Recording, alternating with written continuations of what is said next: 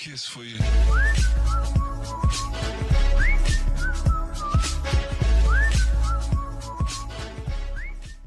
For a longer life and happier gut, eat more fiber.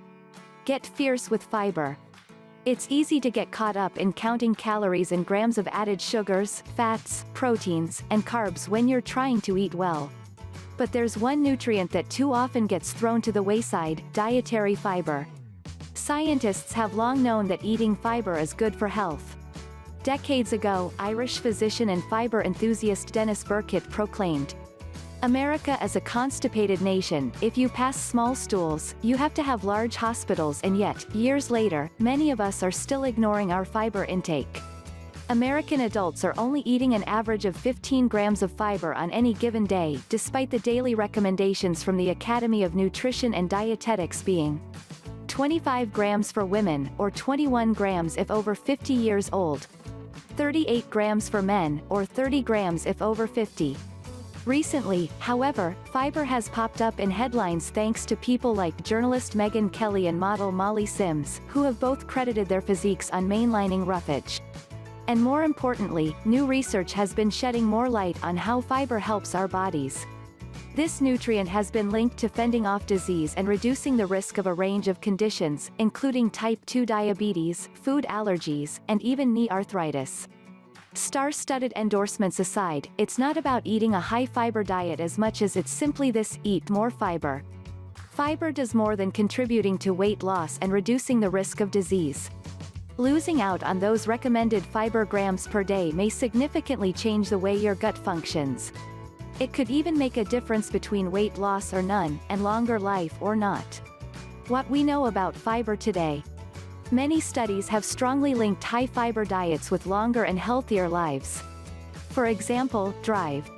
Burkitt, as mentioned above, found in the 1960s trusted source that Ugandans who ate high-fiber vegetable diets avoided many of the common diseases of Europeans and Americans. In addition, studies in the late 80s found that long-living rural Japanese populations ate high-fiber diets, as opposed to urban dwellers with lower fiber intakes. But only recently have we gained a deeper understanding of why fiber is so vital to our well-being. A 2017 study found that the importance of fiber is intimately tied with the importance of our gut microbes. A proper fiber diet literally feeds and makes these bacteria thrive. In turn, they increase in number and kind. The more microbes we have in our intestines, the thicker the mucus wall and the better the barrier between our body and our busy bacteria population. While the mucus barrier lowers inflammation throughout the body, the bacteria aid in digestion, creating a dual benefit. A living, walking example of the great connection between fiber, intestinal bacteria, and health are the Hasda, a Tanzanian tribe that's one of the last remaining hunter-gatherer communities in the world. They eat a spectacular 100 grams of fiber a day, all from food sources that are seasonally available. As a result, their gut biome is packed with diverse populations of bacteria, which ebb and flow with the changing of the seasons and the changes in their diet. Your biome can change by the season, by the week, or even by the meal. And if you eat a large array of fresh fruits, grains, and vegetables, your gut health will reflect that. Eating low-fiber foods, or eating only a few types of fiber such as the same fiber supplement every day can harm your intestinal biome and the health of your protective mucus wall. However, eating too much fiber can cause digestive distress, gas, and intestinal blockages. The good news is that it's hard to get too much fiber, especially since most people don't get enough. Slowly ramping up your fiber intake can help you avoid some of the above problems. Not overdoing it will help you avoid the rest. How to eat fiber like they do in Uzuri-Hara and Tanzania. So how can we ditch our constipated ways and eat more in line with how our bodies have evolved to function alongside our gut biomes? While there are two types of fiber: soluble fiber and insoluble fiber, high fiber enthusiasts are all about both types. Each kind has its own functions and benefits.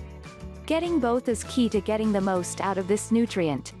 Here are some quick tips to build a thriving and diverse gut biome and reap the long-term benefits of a fiber-friendly diet. Fruits and vegetables are always your friend. Fiber is naturally found in all fruits and vegetables. You can't really go wrong by adding these components to your daily regime. In fact, one study trusted source found that simply eating an apple before every meal had significant health benefits. Eat what's in season. The has to have a diverse gut in part by eating seasonally. Always check out your grocery store's fresh, in-season fruits and veggies. Not only are they great for you, but they also often taste better and are less expensive than what's out of season. Processed foods usually mean less fiber. Refined foods that don't contain whole grains or whole wheat are also lower in fiber. This includes white bread and regular pasta.